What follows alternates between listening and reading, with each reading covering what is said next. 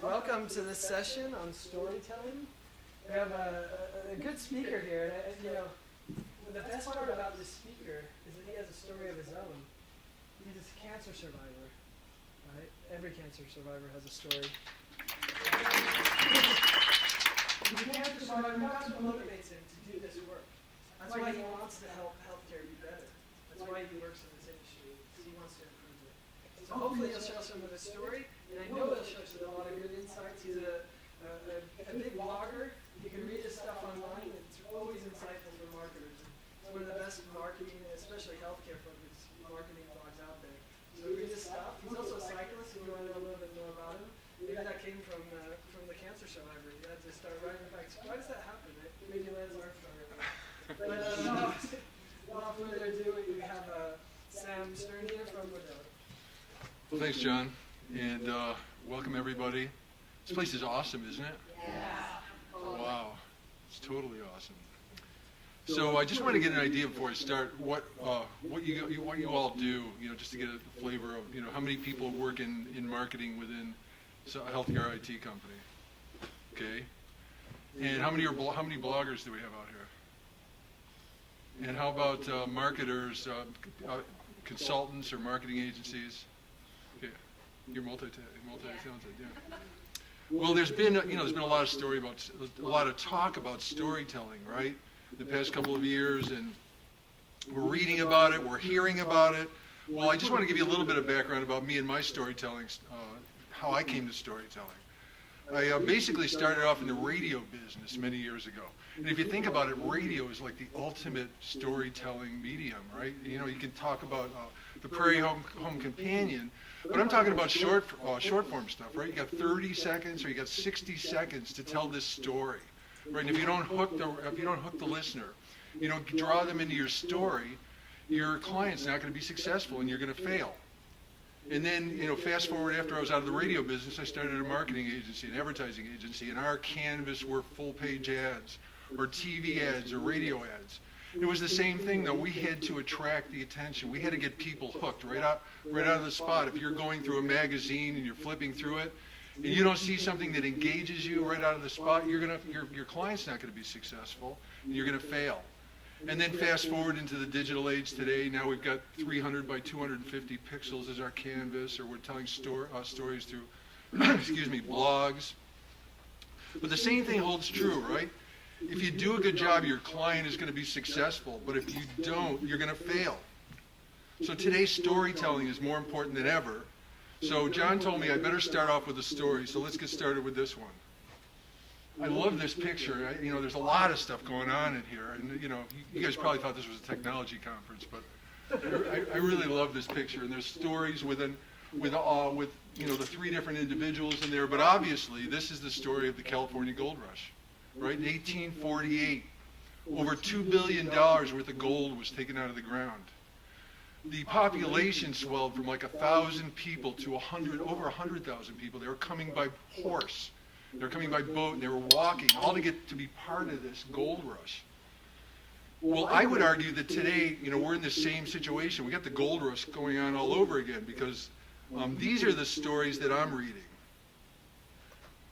I don't know if you guys are reading the same thing I am, but our industry is going to be worth like close to $2 trillion in the next 5 years.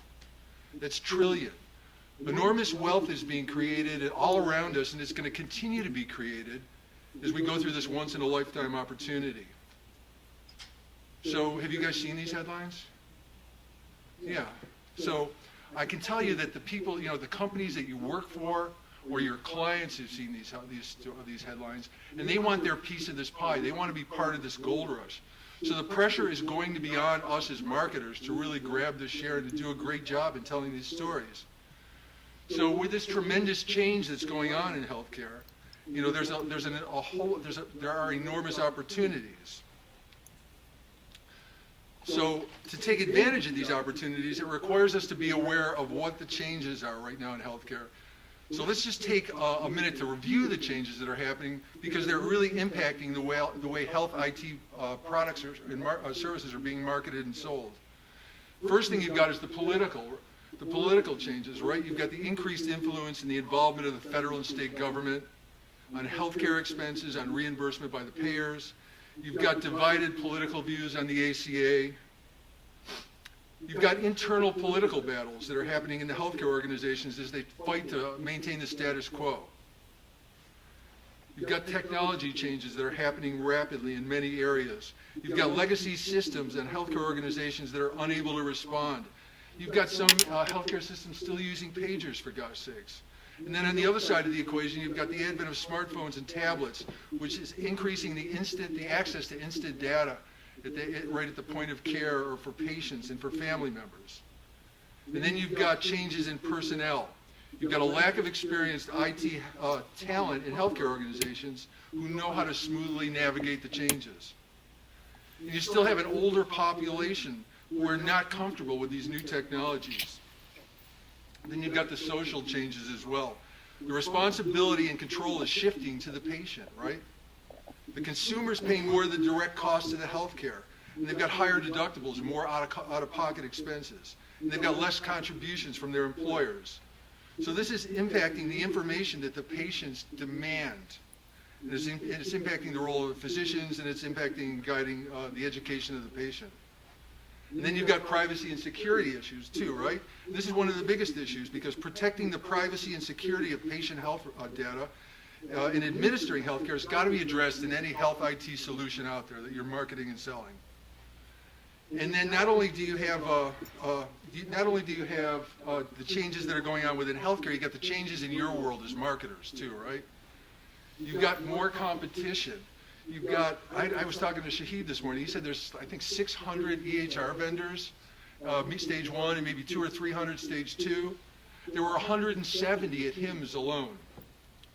You've got incubators like HealthBox and Startup Health and Rock Health and Blueprint Health and Prevact and MedStarter that are spitting out new companies at record paces, right? And they all want their piece of this gold rush. Then you've got budgets. You know, budgets are flat, some people say, but, you know, I've seen the numbers that say they've gone up by 6%, but really that doesn't even begin to approach the levels they were at in 2009. And now you're being asked to do more with on your job. You've got more responsibilities, right? You've got job creep. A recent study by Forrester that I saw said that 97% of marketers are now being asked to do more things than they were before, like managing social media, understanding what the analytics are, or deciphering big data.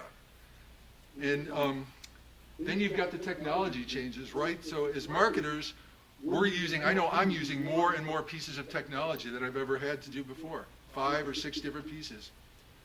And this issue is forcing us to become savvy technologists. And I love this image. I don't know if you've seen this, but this is from Scott Brinker, and he calls himself the marketing technologist.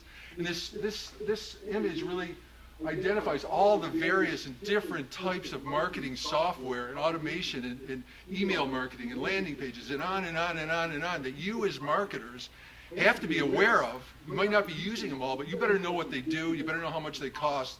You better know how they impact your marketing ROI. So all these factors, you know, the changes in healthcare that we talked about, the changes that are occurring in your world are impacting the decision-making process of health IT buyers, and they need to be considered in any marketing strategy. And then as you're considering your marketing strategy, right, you've got to take into account the buying journey. I'm sure you're familiar with the buying journey. Well, on the left, you've got, you know, people don't even know they have a problem. And all of a sudden there's some event that happens and they realize they've got a problem, so they start researching the problem to find a solution. And once they research the solution, then they're satisfied with it, they start identifying vendors, and then ultimately they make their buying choice. Well, 57, you know, information is much more available now. It used to be the salesperson that would come in and bring the information to you, but that doesn't happen anymore. Because like 60 to 75% of the buying process is completed before anybody ever talks to a salesperson. And it's also impacting the lead time of sales too, because they're now 22% longer in B2B sales. And this is changing the expectation of your companies too, because it's going to impact cash flow, especially with, if you're a startup or a young company. The other thing is you've got more decision makers. 3 decision makers are probably more in health IT. And among these decision makers, there are multiple buyer types. So you've got the technical buyer who makes sure the organization protocols are followed, and this person matches up all the specs in the RFP. And then you've got the economic buyer who controls the funding and has the ability to say no, but they usually want a consensus because they don't want to be out there on their own when they make these decisions. Then you've got the user buyer who actually uses the product. And then you've got the inside influencer, and this is someone who feels the pain and really wants your solution. They're your champion. They want your solution to be the solution that wins. So in this whole sea of change and all the things that are happening in healthcare and all the things that are happening in your world, what are the health IT firms, what are they doing to respond? And what I see and what my belief is that they're falling into 3 common pitfalls. And the first one is that they're just adding to the noise. If this slide would probably be familiar if you attended HIMSS, right? There you are, right there. So if you were one of the 37,000 attendees or 1,200 vendors to attend this event, then you're going to recognize this, right? But if you weren't there, imagine a half-a-mile long venue where every place you look, this is what you see. And where those little white things are electric people movers because the place is so massive that you need to ride one of those. So let's say you attended the show and you were a practice management professional and you're looking for help with the ICD-10 solution. This is an example. These are real-life examples of messages that you would be bombarded by in your quest. And I apologize, I'm not trying to offend anybody, but this is real stuff, okay? So Blank is a software development and services company. We primarily focus on providing solutions in cross-platform, multi-device, web-native, and hybrid application development. Our team has extensive healthcare business domain knowledge, understanding of healthcare workflows and standards, and expertise in a range of cutting-edge technologies. That's what you'd hear. Or how about this one? Blank is the largest independent provider of information technology and business process services to hospitals, physician practice groups, and other healthcare providers. Blank provides improved clinical results and patient safety along with the efficient and cost-effective healthcare services by leveraging technology and clinical domain expertise. Or if you were looking for an EHR solution, here's a sample of something that you would have to decipher as a consumer. For over 8 years, Blank has been facilitating effective electronic communication between doctors and patients, providing the solutions and the services that seamlessly and comprehensively merge and manage multi-source healthcare information. Our steady growth and leading-edge technologies have proven that merging and managing patient medical records from multiple EHR providers is not only possible, it's easily achieved with the right combination of philosophy and technology and partnership. Today's marketing mess, I didn't make it up. It might as well have been, I guess. Yeah, they do. Yeah. So, today's marketplace is filled with noise, and this is a perfect example. So how do you get noticed in the noise? How do you get your message noticed and persuaded? And how do you get people to either download your app or choose your EHR system or whatever it is that your company, that you're trying to help your client or your company market? The second pitfall that I see health information technology companies doing is they have a lack of understanding or misperception of the function of marketing, okay? So what's marketing? What do you guys think? Connecting message with people. Connecting message with people. That's a good one. Well, pardon? Storytelling. What I typically hear is things like, well, Facebook ads, or more ads, or more social media, on an article in Forbes, or something like that, and that's the perception of marketing. But social media isn't marketing, and content isn't marketing, and email or lead generation is really, not marketing, or public relations and promotions and advertising are not marketing, at least not the way that I'm looking at it, okay? Remember the change in the buying journey. Today's health IT buyers are empowered with access to information, like 50 to 75% of what they learn about your company, they learn before you even show up. So since many health IT firms lack this basic understanding or perception of how marketing is done, they end up resorting to tactics. So again, let me just ask the question, what's the role of marketing? What function, what's the purpose of marketing? Well, this is me thinking, this is how I look at it, but in the past it was interrupting prospects with phone calls and direct mail, and you put together a fancy trade show booth so that you can make the prospect aware of what you do. And then you turn it over to sales, and you hope they can close and overcome the objections to get the sale. But the role of marketing today is to support sales by using content to attract targeted prospects, to educate them about the problem they face and the potential solutions, to engage them and to build relationships, to establish trust, to motivate your prospect to seek out a solution, to educate the prospect on how or why your solution is different, how it adds more value. And then, of course, you need to support sales with collateral and marketing initiatives along the sales process. And again, if you think about the buying journey, buyers expect more from marketing information today. They want more valuable, useful information. But sadly, what I see is most firms, or a lot of firms, they just keep adding noise rather than providing valuable information. They jump into tactics because they buy into all the marketing hype. Because doing tactics sometimes seems effective. Doing social media is free, so the cost barrier is low. Creating content can be done at a low cost when compared to traditional advertising or PR or trade shows. Since social media and content access has a low upfront cost, the business risk of doing this, it appears low. But unfortunately, a low-cost tactical approach can damage long-range branding and positioning. And given the longer sales cycles and more decision makers involved, it can actually end up, destroying the value of the brand in the long run. So the third pitfall I see is talking tech. And this is the result of this tactical approach. Since health IT firms are so eager to jump on the content marketing and social media bandwagon, what they end up doing is talking about what they're comfortable with, and that's their technology. So much of the marketing content ends up focusing on this bright, shiny technology. It skips explaining why the technology is important, the problem the technology solves, the direct benefits of the technology, and the value of the technology solution for the client. So with this in mind, how do you do effective marketing in this climate of change and opportunity? How do you avoid the three common marketing pitfalls? Well, in this environment of tactical, bolt-on marketing, rush to crank out blog posts, tweet your brains out, and create more videos, nearly all health IT firms consider to fail one of the most powerful, persuasive tools available, and that is storytelling. So I'm sure you're all familiar with Seth Godin. Here's what Seth has to say about storytelling. A good story is where genuine customer satisfaction comes from. It's the source and profit, and it's the future of your organization.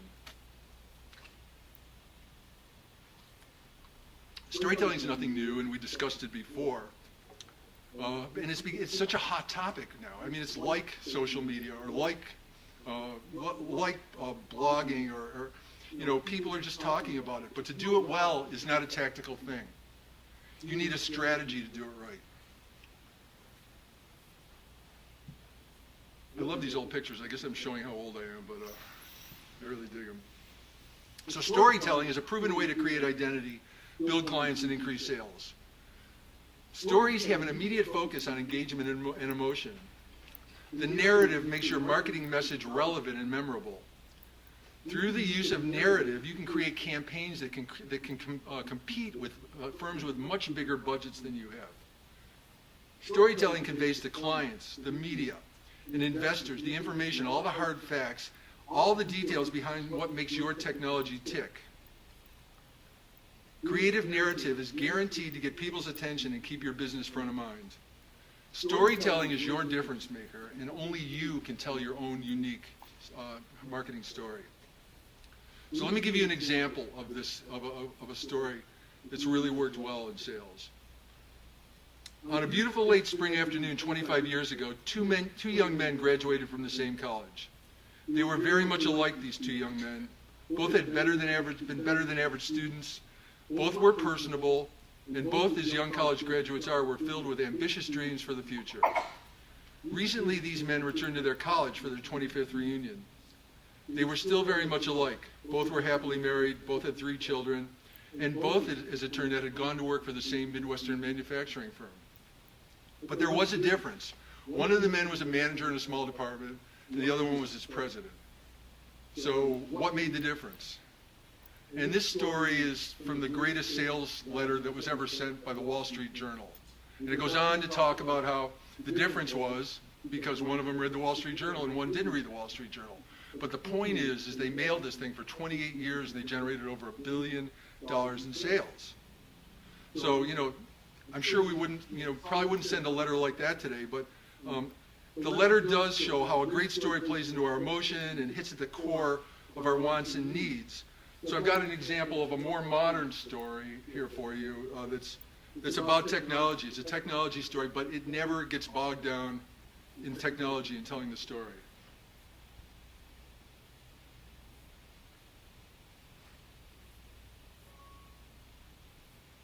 See if I can get this thing to work here.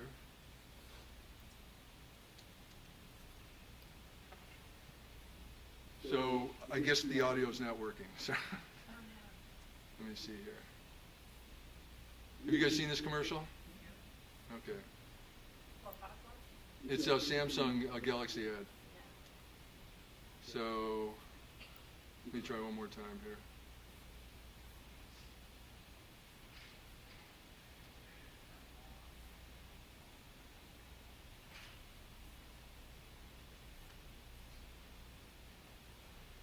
Yeah, I'm sorry, the audio's not working. It's very cool though, trust me. So let's just move on.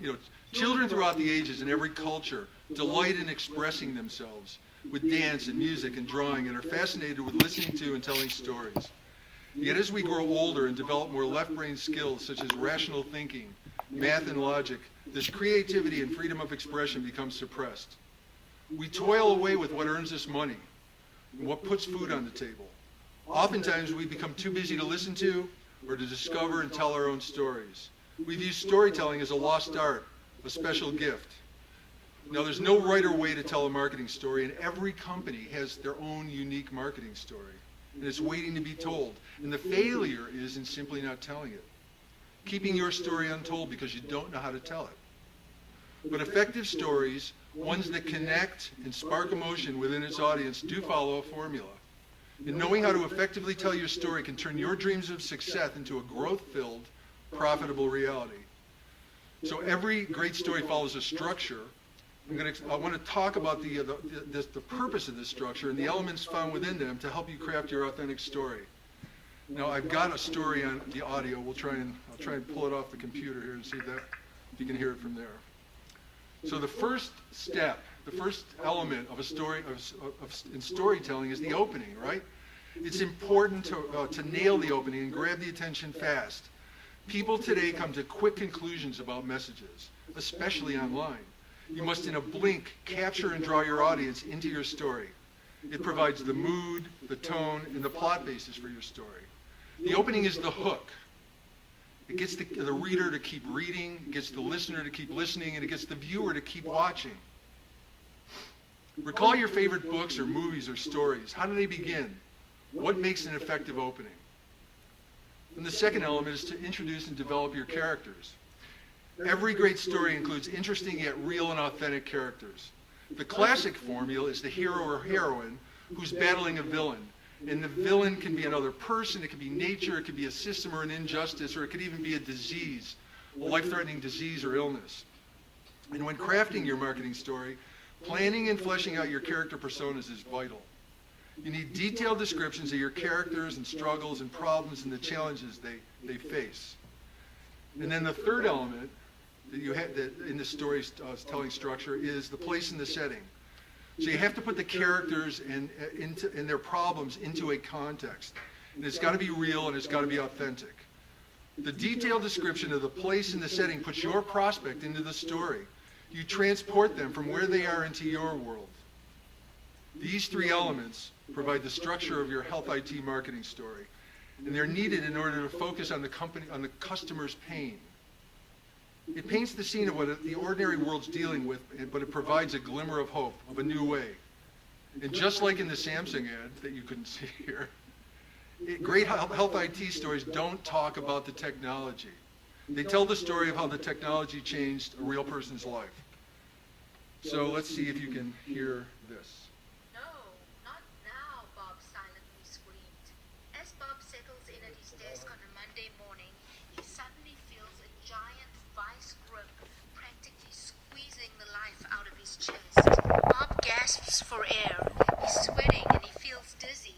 I'm too young. I want to see Megan and Kelly play soccer, graduate from college, have kids. Bob is a 47-year-old guy who likes his burgers and beer, and he isn't as active as he once was. A couple inches have settled around his belt line. He's a regional manager of a chain of sporting goods stores, and with the economy and layoffs, pressure at his job is at an all-time high. Is this a warning, or is it the real thing? Bob scratched. Okay.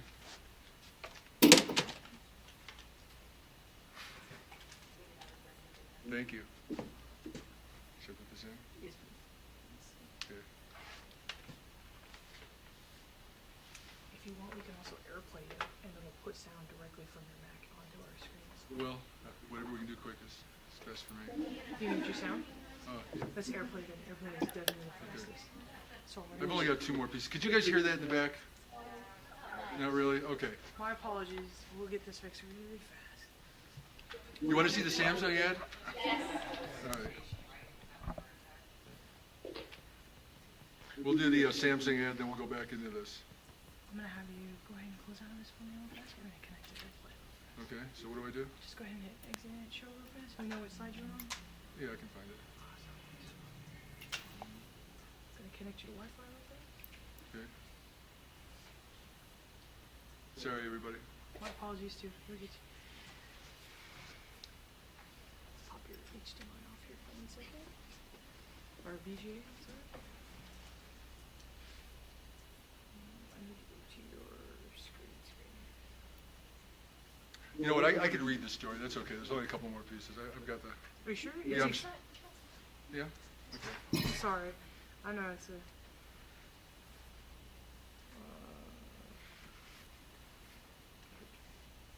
There it is.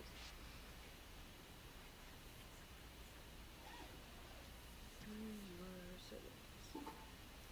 Settings are here. My apologies, I'm not a huge. Oh.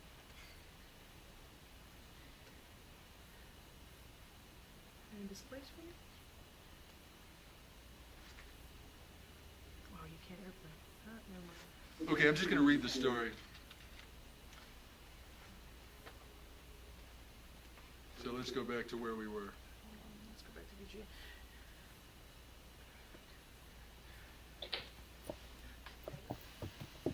Let's pop in. Okay. VGA. All right, that was fun. Slide the corner. Okay, so this is a terrible story, isn't it?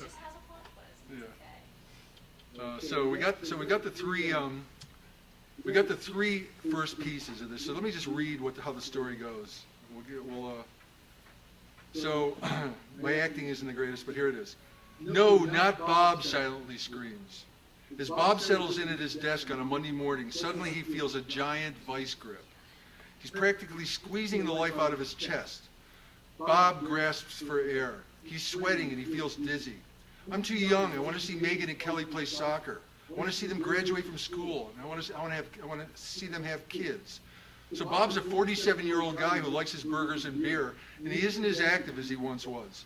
A couple of extra inches have settled around his belt line, and with the economy and layoffs, pressure at his job as a regional manager for a chain of retail sporting goods, it's all increased the pressure on his life. Is this a warning or is it the real thing? Bob scrambles to find his iPhone. He taps on an icon. No, not now, Bob silently screamed. As Bob settles in at his desk on Monday morning, he suddenly feels a giant vice grip practically squeezing the life out of his chest. Bob gasps for air. He's sweating and he feels dizzy. I'm too young. I want to see Megan and Kelly play soccer, graduate from college, have kids.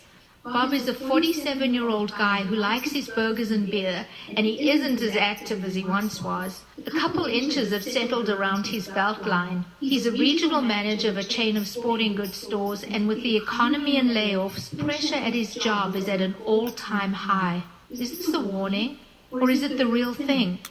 Bob scrambles for his iPhone. He taps an icon.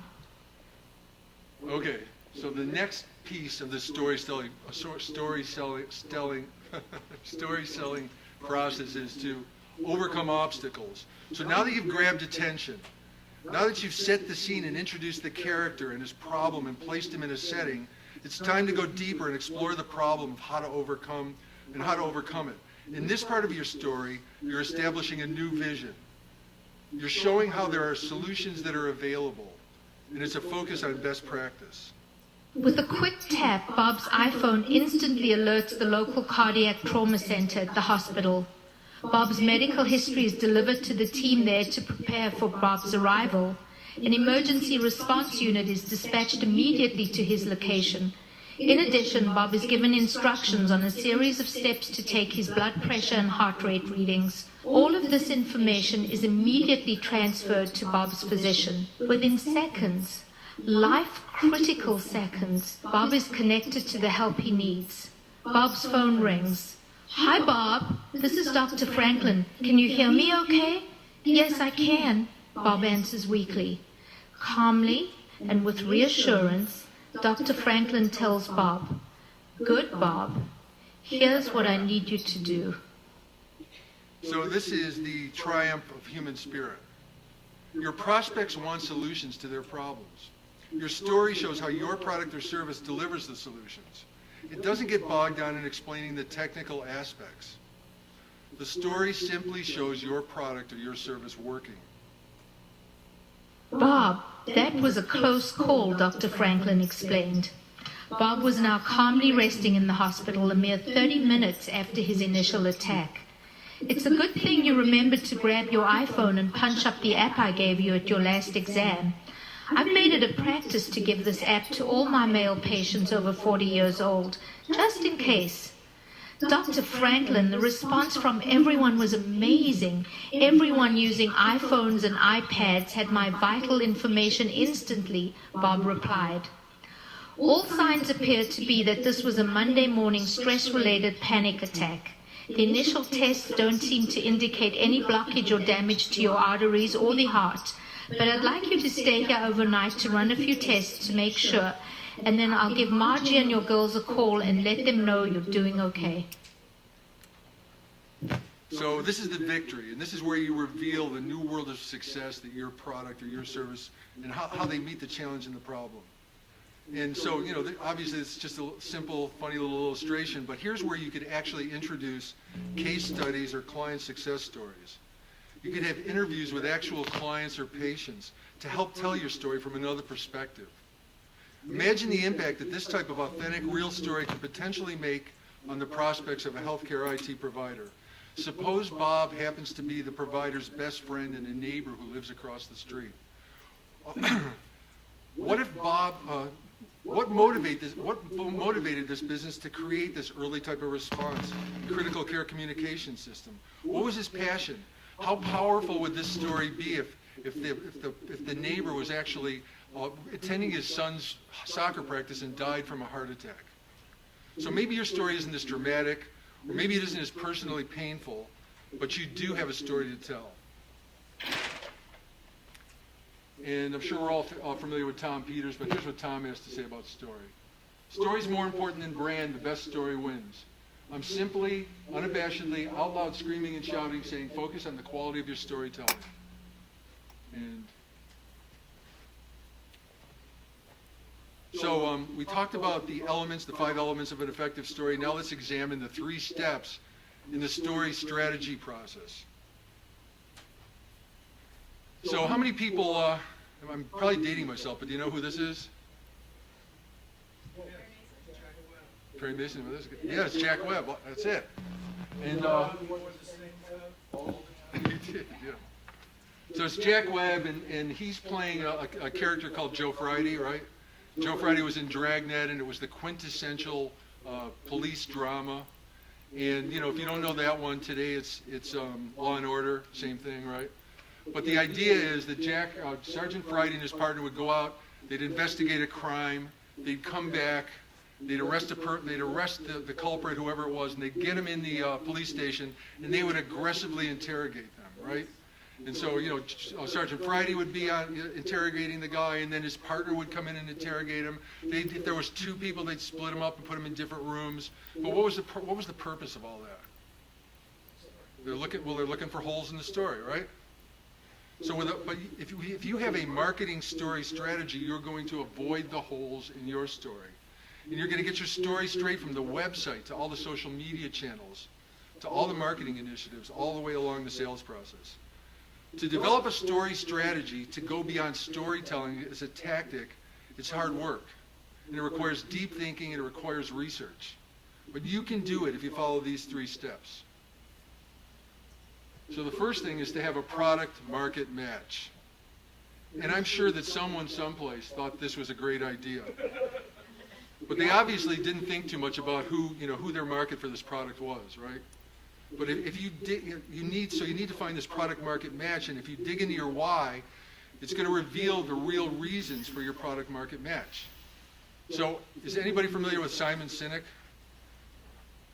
Well, Simon Sinek is really an awesome writer, and he has written this book called Start With Why, and he's also got a fantastic TED Talk that I would highly recommend you watch if you haven't seen it. But Simon uses, what he says is that people don't buy what you do, they buy why you do it. People don't buy what you do, they buy why you do it. And so the example that he uses in his book and on the TED Talk is that he uses Apple as an example. So why is Apple so innovative? You know, they have access to the same technology, to the same boards, and they have access, at least when they started they did, the same people, they have access to all the same resources, yet they're completely innovative. And the way that Simon explains this is with this concept that he calls the golden circle. And what he says is that every person, every organization knows 100% what you do. Right? Makes sense? Some organizations, some people know how they do it. It's your secret sauce. It's your USP, you know, it's your algorithm, whatever it might be. But very few companies know why they do what they do. Why is about the purpose of your organization. Why does your organization exist? Why do you get out of bed in the morning, and why should anybody care? So what ends up happening is we end up communicating from the outside in. It's just easier. You start with what's obvious, and then you move to the fuzziest. So if to go back to Apple, if you thought about Apple, and if Apple explained what their existence using the way everybody else did it, what they would say is, we're Apple, we make great computers, they're beautifully designed, they're user-friendly, and they're easy to use, want to buy one. That's what we're doing as many times as health IT marketers. That's how we communicate. That's how most marketing is done, and that's how most sales is done.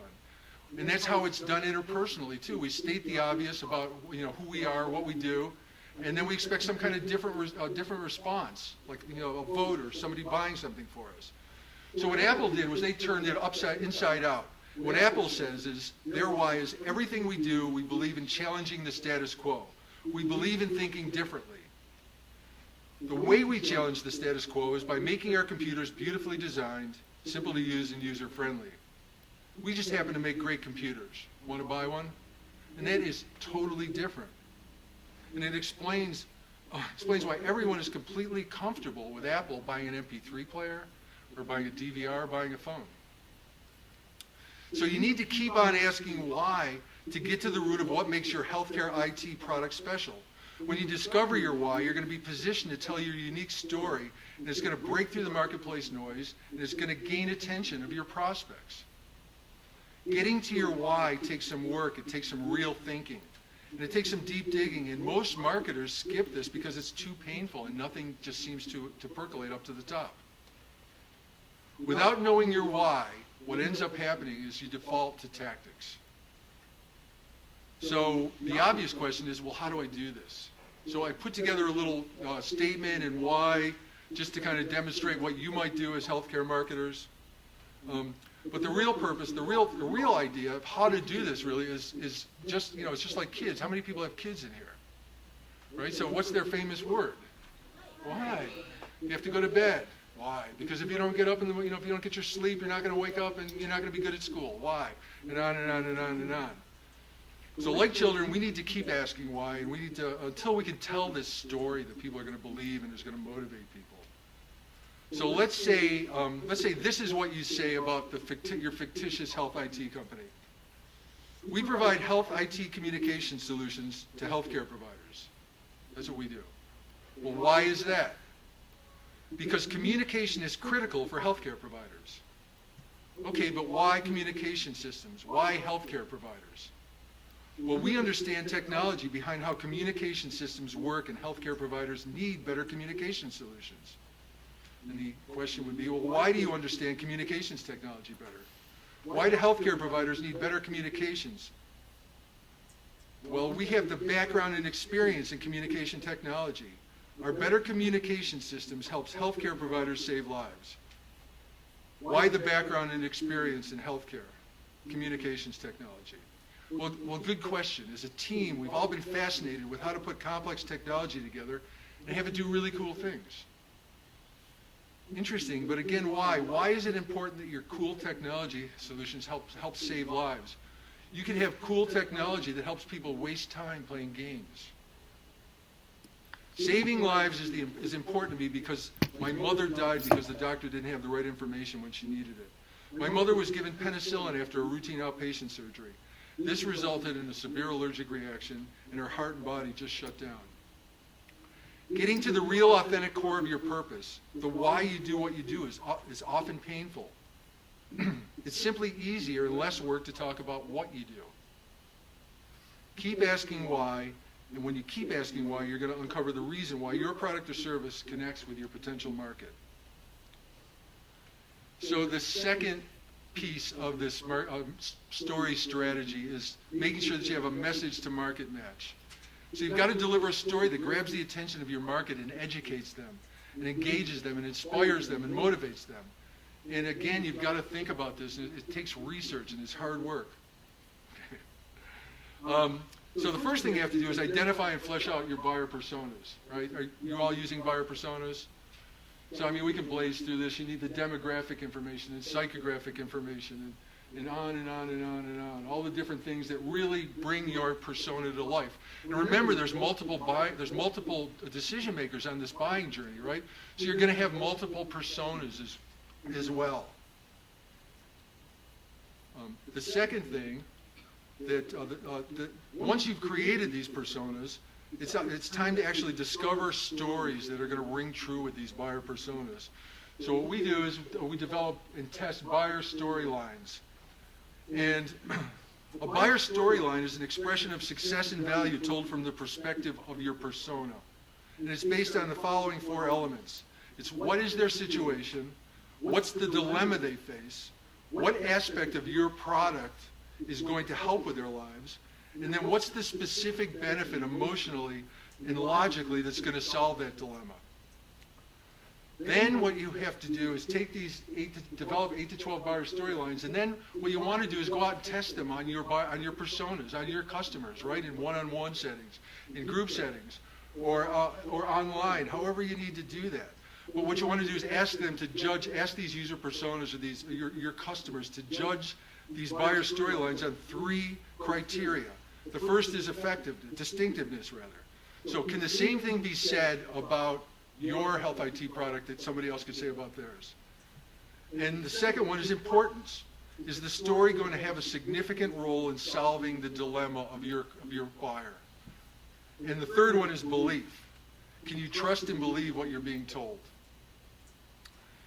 So the analysis of all these interviews is going to provide the information to create an effective marketing story. And it's going to serve as the standard for future communications. So as you can see, the process of developing and testing buyer storylines is in-depth and is intensive, and it requires an investment of time, and it could even cost money. But the payoff is knowing you've got buyer stories that are going to have the greatest chance for success with your buyers. And then the last piece of the buyer story, of the strategy process, is to match your message to the market. So this again involves research, and you have to know how your buyer personas consume information. What information do they prefer? What formats do they get? Do they like text? Do they like audio? Do they like video? What information sources do they trust? Who influences them? What blog sites do they visit? What industry sites? What trade publications? Major media sites do they visit, like Forbes? Do they go to the Wall Street Journal? What influences them? Once you figure this out, you've got to research the content tone. You've got to look at the formats and the depth and the topics covered on these sites. You have to know how they access information. Are they on a desktop at work? Are they looking at their portable device in between meetings? Do they use a smartphone? Do they use a tablet? When do they access it? At what point of the buying journey do they access and seek out the information? Do they use social media? How do they use it? What channels do they use? Who do they follow? Who follows them? These three story strategy steps take work, they're ongoing, and so it's best to periodically review these along the buying journey and make sure that you're doing it right. But the challenge really is that just like content marketing and social media, storytelling is falling into this whole marketing hype, right? So you really need to make sure that you invest the time and the energy and the resources and do the thinking and the research to make sure that you get your story strategy straight. So that brings us back to our friends in California at the gold rush. And again, I say today is a virtual modern day gold rush, but the opportunity is not going to exist forever. So in your rush to take advantage of this once in a lifetime opportunity, don't add to more noise and create more confusion. Stop creating messages that aren't connecting with your buyers. Stop developing marketing campaigns that aren't aligned with the buying journey. Gaining an advantage, breaking through all the noise, and seizing the opportunity takes more than tactical content marketing, social media, or press mentions in top publications. Telling your story and having a story strategy, getting your story straight throughout the buying journey, is going to give you a significant edge as you and your company or your clients go for the gold in today's healthcare IT environment. Thanks.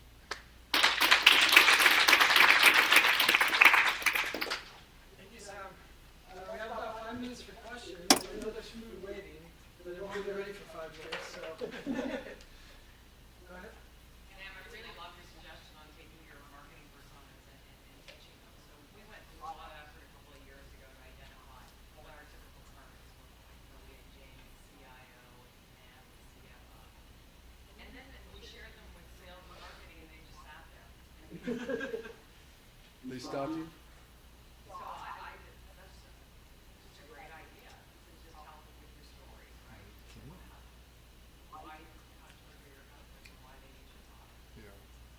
Well, I think it's also, that really illustrates the importance of having sales, understand what's going on throughout the whole buying cycle anyway, right? So that they're aligned with you and they know, and then marketing does this great job of telling these stories and building out the buyer personas and tracking what all's happening with the buyers.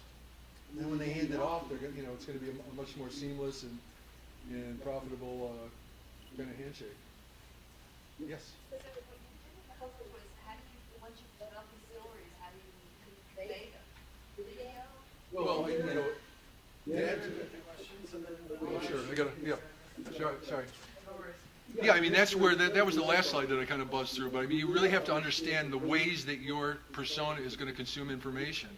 So it's going to, there's no one, it's not just one answer. If they're really heavy readers of blogs, you've got to identify those blogs, understand what the topics are, and create content and stories around, what's going to appeal to them. Does that make sense? Yes. Can you give me examples of companies you think as well? I could plug one of my former clients. Okay. So, She wants a good example.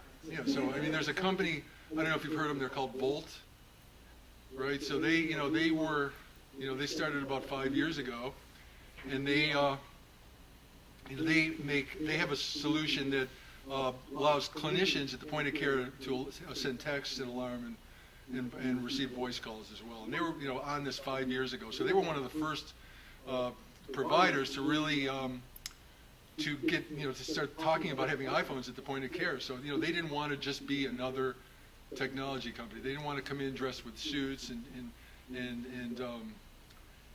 just, add more noise to the whole process. So what they did was they identified who their buyer personas were, which were nurses and CIOs, basically. And we created these buyer storylines that I'm talking about. We actually went out and talked to nurses and talked to CIOs and, came up with these different kind of story ideas and tested them against them. And then we used the information that we had to build out the marketing story and to build out the look and the feel and the name and all those kinds of things that really would attract and it could be identified with their buyer persona. So today, there were 4 people like 4 years ago. Today they're on close to 200 people, and they're 50 different healthcare providers. So that's one example I can give you. Did you come up with the pink pants? It was collective, yeah. I came up with the name and the a bunch of other stuff, but they were a great team, and it was a team effort.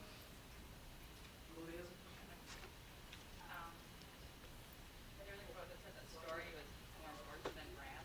Mm-hmm. I would think that story would come from your brand. So what's your definition of brand? Well, the brand is the emotional connection that that your company creates with its end users, right? A brand is not an inanimate object. A brand is, it's all the the things that you feel about when you identify with that brand.